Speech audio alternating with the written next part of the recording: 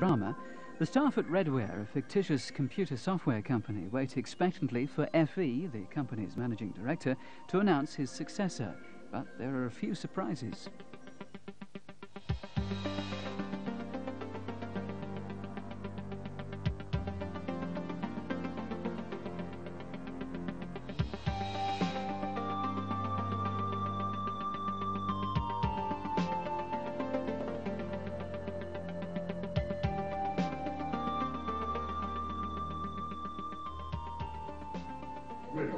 Did you know?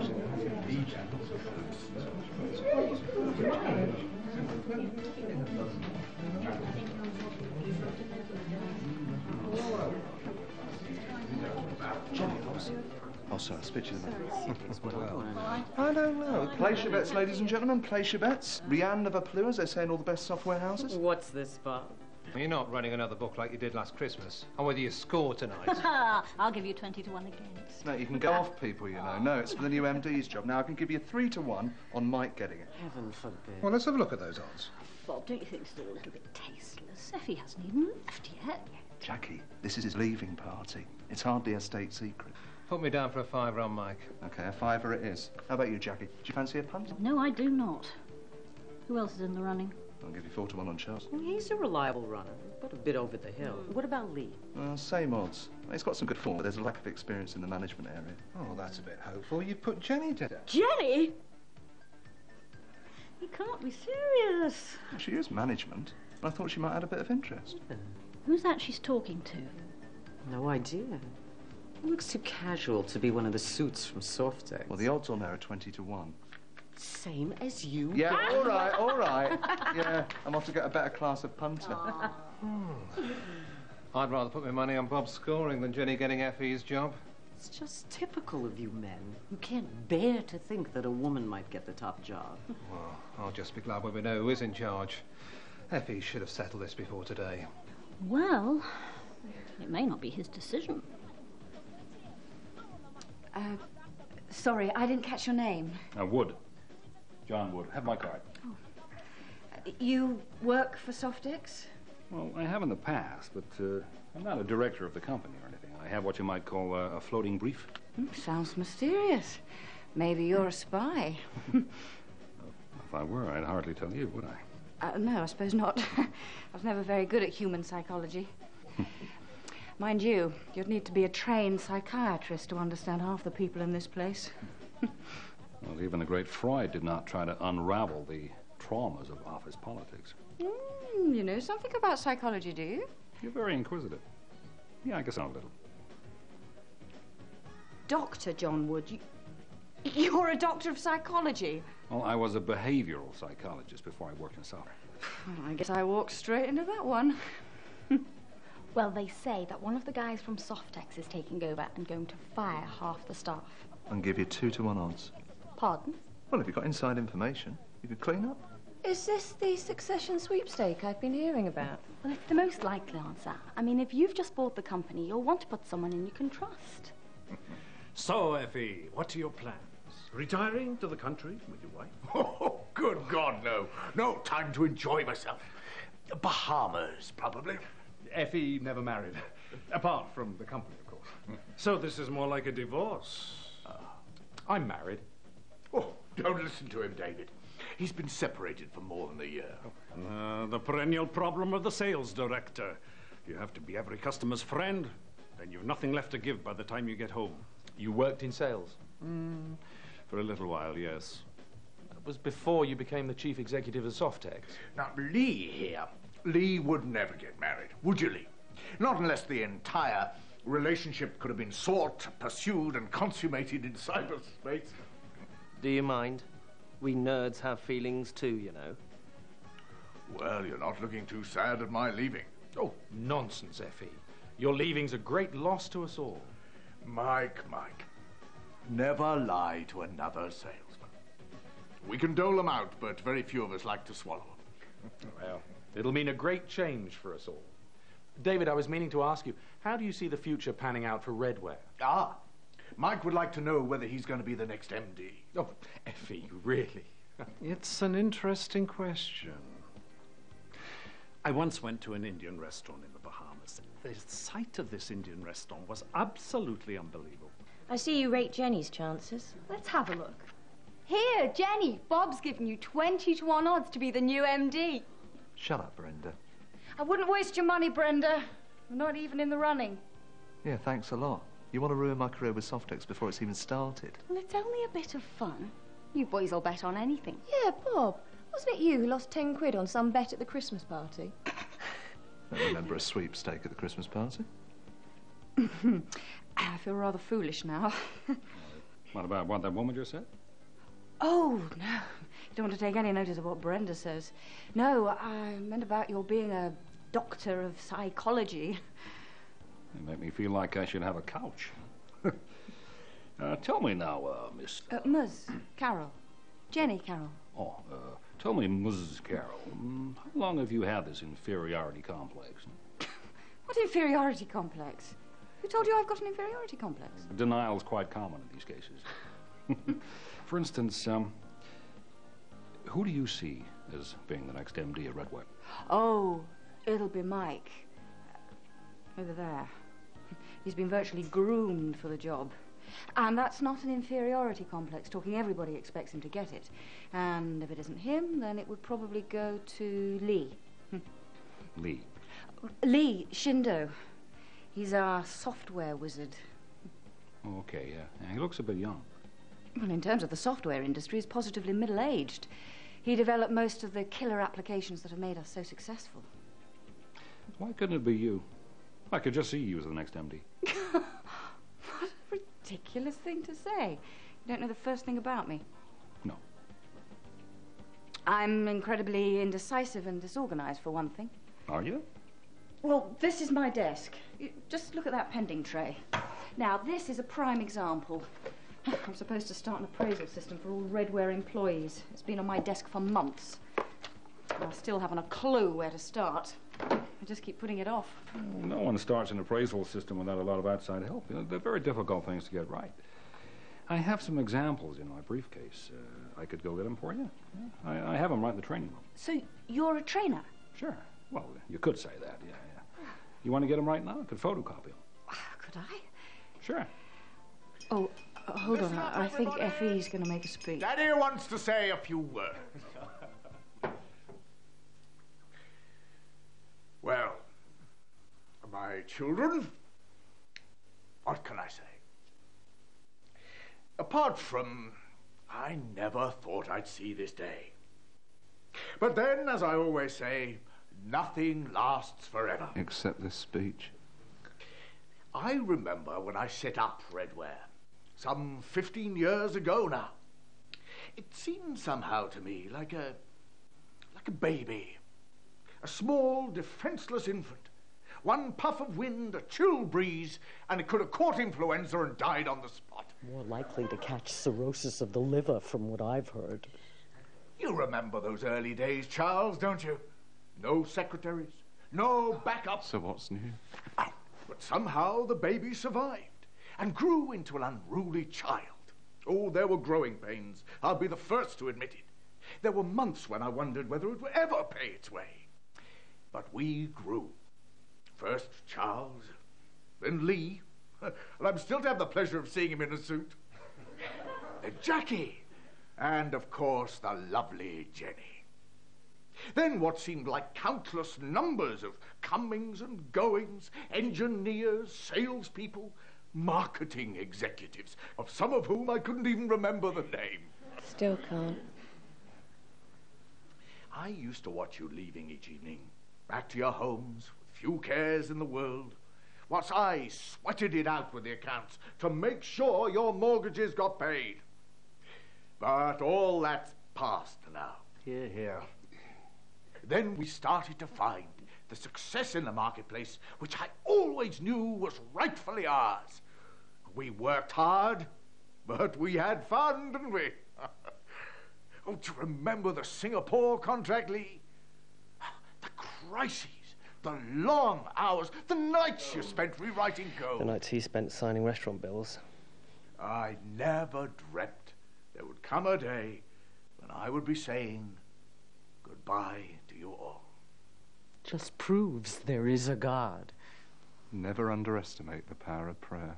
But as I leave you, at least I have the consolation of knowing it was all worthwhile. £2 million worthwhile.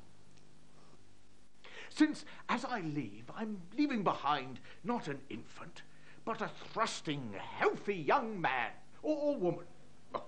Adolescent, to be politically correct.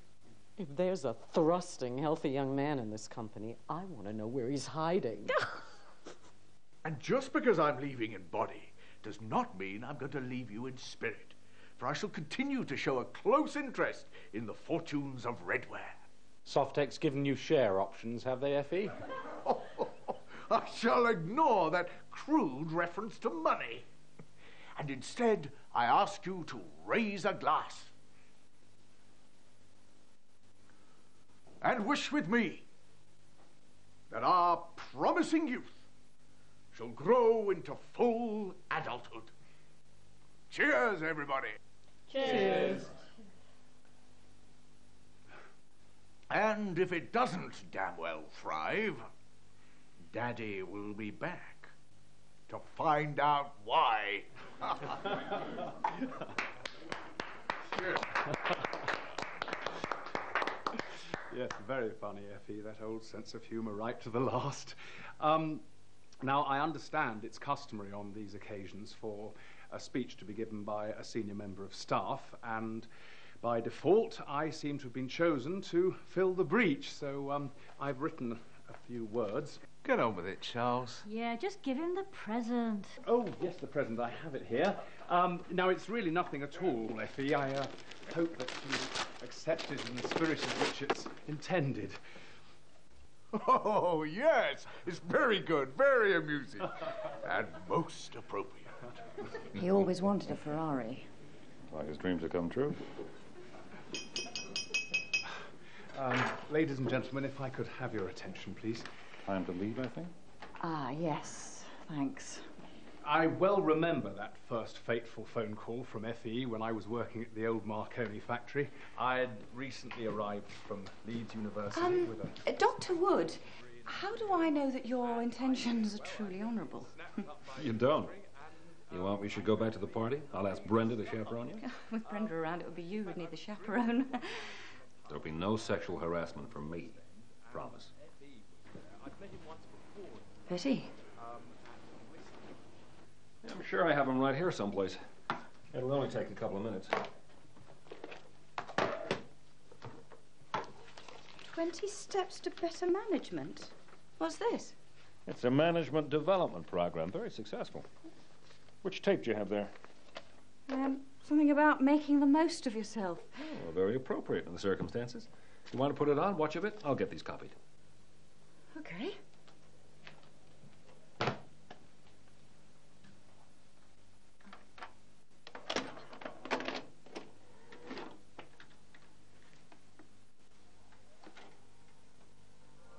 Pauline Causey is a journalist who last year was promoted through the ranks to the post of assistant editor at Radio Cornwall. This is Coast to Coast with Justin Lee.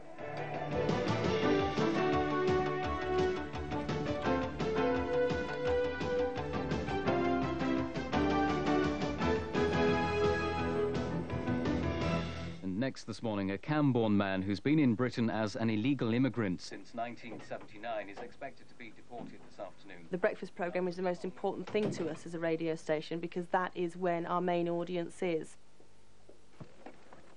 I was probably promoted because of my ability as a journalist and my commitment to the radio station and to the news content of the programme. And coming up on Coast to Coast between now and 9 o'clock. Does the recent But there's a lot more to being a manager than just the journalistic side of things. The hardest thing is realising that I'm going to have to leave the part that I'm particularly good at and go into a new area of managing people. Well, as we heard from the coastal conditions, a fairly murky start to the day. Hopefully things will clear a little bit as the day wears on. Alan Crowell has the forecast. I can usually tell how the morning has gone because I did the job myself once, so I know what's happening behind the scenes from what I hear. What does it say? Does it? It says what's the duration? Package on here, 3:15. Can I see it again? I do need it shortly, though. See what's outside. I'll listen to the start of it.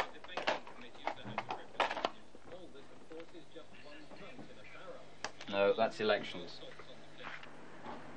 Once Pauline arrives at work, there's a meeting for all production staff where they plan the day ahead and review the morning's breakfast show. Yeah, overall, I thought it was fine. There were some things that did worry me. The tongue piece worried me because I don't know what you think, that it was very similar to stuff we've done before. I think there were probably some new ways that we could have done that. And I also think that it needed the line in it, but you're an illegal immigrant. You're right that we should have pointed out or made it a more forceful argument in the package. A comment from me about their work means far more than it did 2 years ago. Now, I have to be very aware of, A, perhaps the mood the person's in, B, the hours they've worked, C, how well they've been doing overall, and whether one more piece of criticism will be the straw that breaks the camel's back. There are a lot of things like that that all need to be considered when I'm telling them something, which basically I have to say, because if I don't say it to them, nobody else will, and the mistake will occur on the radio again. But no, that was just part of the interview. Well, good. Use another part next time. Intended to. Pauline works the team as a kind of double act with Leo Devine, managing editor of the station. I have treated people wrongly. I've handled situations badly.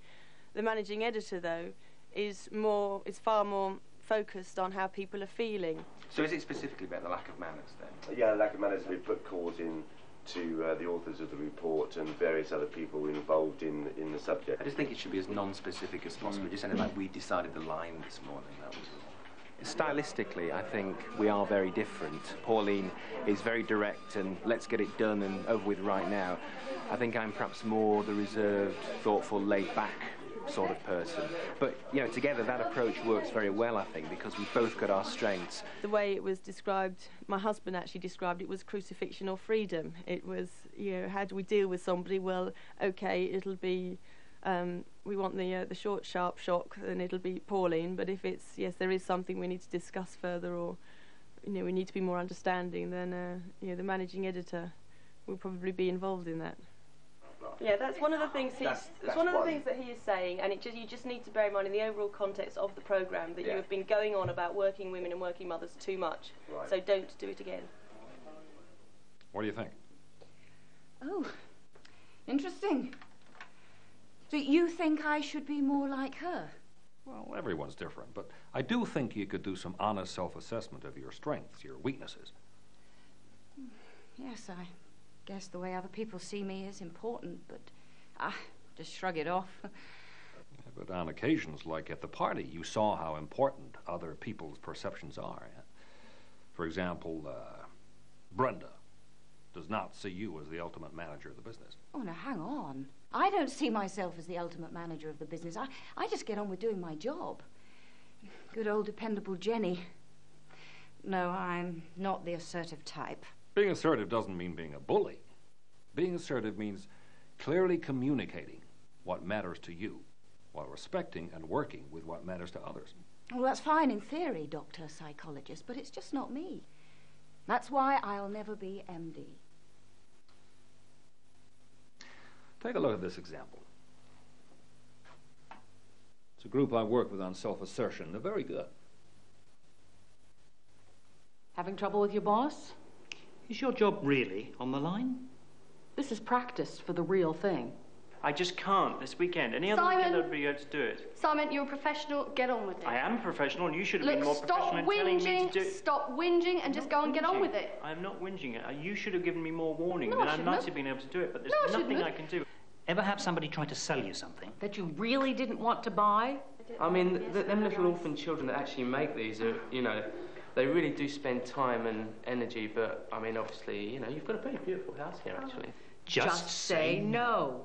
Look, these crayons were actually made by unemployed people. Let me make it a gift. No, a gift. I don't want any crayons. It's goodwill from me to you. No! Well, okay then, I'll get me money out. Is that, yeah? How much is it, £1? Or? £1, yeah, that's for the 3 tea towels, yeah. Do you want these tea towels? No! No, you get stop. 3 for £1. No, and I'll actually throw it in some dishcloths. I'm going to shut the door now. I'm going to get your foot out of the way or something. Oh, sorry. Right. Just say no. Actually enduring it and having to shell out a couple of quid or here and there is actually more uncomfortable in the end because you're not happy. Oh, then I'd be really angry with myself. Yes, then you'd be angry, yeah. Let people know what your boundaries are. Because there are limits, not just physical, but what you're prepared to say or talk about. So, how tall are you exactly? About 5.5 foot. That's what, just over 5 foot? Like, not even 5'1"? About 5'6", 5'6". That big, really? Because you seem obviously a lot shorter. Do you think that's got anything to do with why you haven't got a girlfriend, do you think? This is not something I really want to discuss with you, thank you. A boundary is not set. Until it's respected. And if it's not respected... It seems a shame that you can't confront your problem. And it is a problem, isn't it, being short? Tell them again. I mean, it's okay. I mean, Tom Cruise is quite small, apparently. I mean, they've got loads of girls. I think while you're hung up about it, it's going to... Please stop going on about it, because this is not something I want to talk about. But surely if you talk about it... Tell them again. I don't want to talk about it.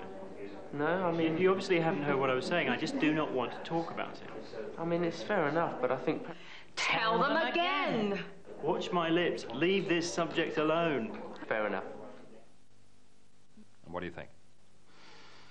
It's amazing how some people allow themselves to become doormats. Well, yes, I can see how it works. In order to be a good manager, you've got to be clear about what you want. It's just a matter of expressing yourself firmly, but you don't have to be aggressive. Yes, but I still don't think I'm MD material. Should we join the others? Yeah. Okay, here are the forms. You want to read them through? We'll talk about them sometime. Thank you.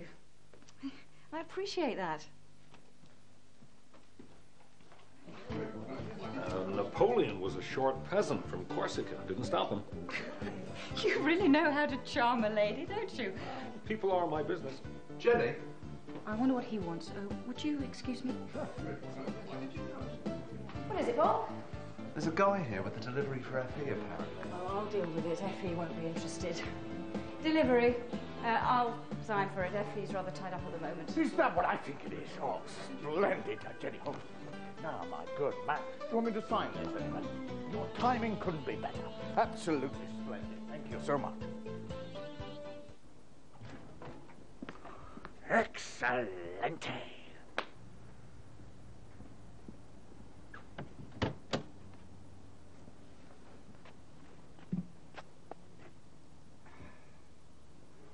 Thank you. Have fun, sir.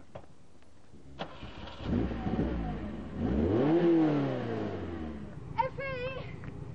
Oh. Well, Jenny, what do you think? Does it suit me? Well, I'm not much of a fan of flash cars. I didn't buy it for you. You forgot these. Oh. Here. Sir. Oh, I see you've met John Wood, Jenny. Good luck. You're gonna need it. All of you.